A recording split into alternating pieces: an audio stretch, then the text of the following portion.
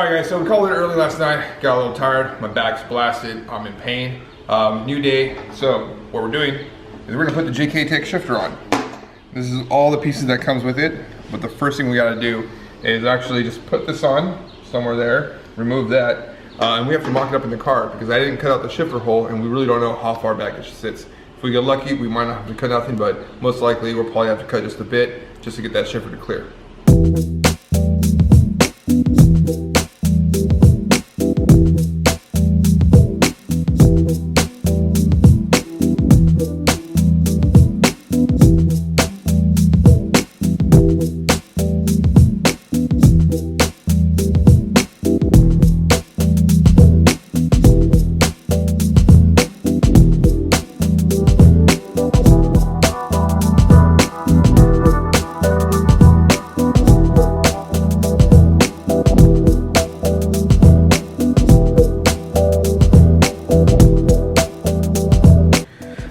Alright guys, so if you take a look at this, the shifter relocation kit sits a little bit further back from the original shifter hole. So it looks like we're gonna have to cut away about 2.5 to 2 3/4 to get it to sit properly in there. Alright, so about to make a cut. What I'm gonna do is I'm just gonna freehand it and visually see where I wanna do it up here. So I'm just gonna go straight down to about where the hump is at, and then along the air, and then straight back up, and then I know it should give us pretty much good clearance. The shifter will come out like somewhere in this area, straight up. So hopefully it clears the center console, but we'll see once we get there.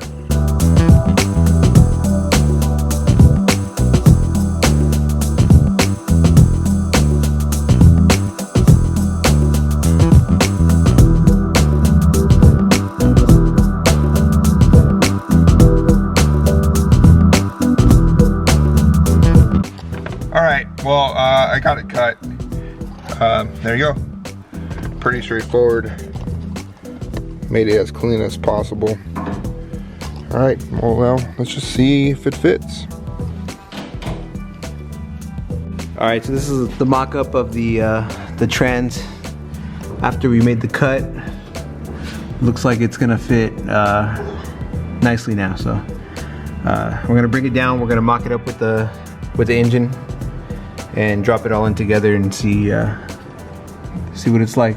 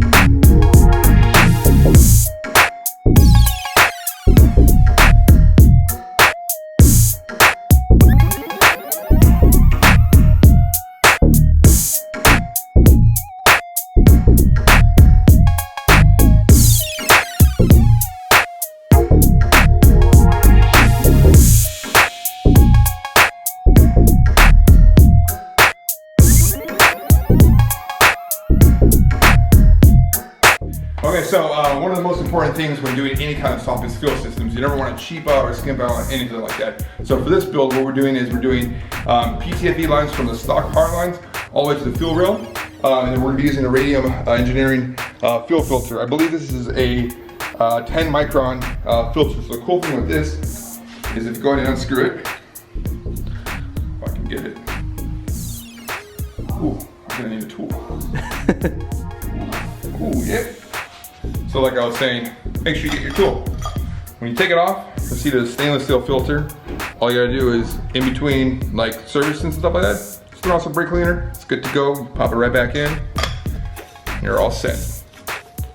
Now, the cool thing with the setup that we're doing is, in this case, the customer is gonna keep the stock fuel rail and stock injectors. But in the future, you can always upgrade just the rail and injectors and run E85. So basically from the fuel pump forward, it's all E85 compatible. Oh, and as far as the fuel pump, it is a Walbro 450. And we'll show you more info on that once we go back there and start wiring it up later down in this build.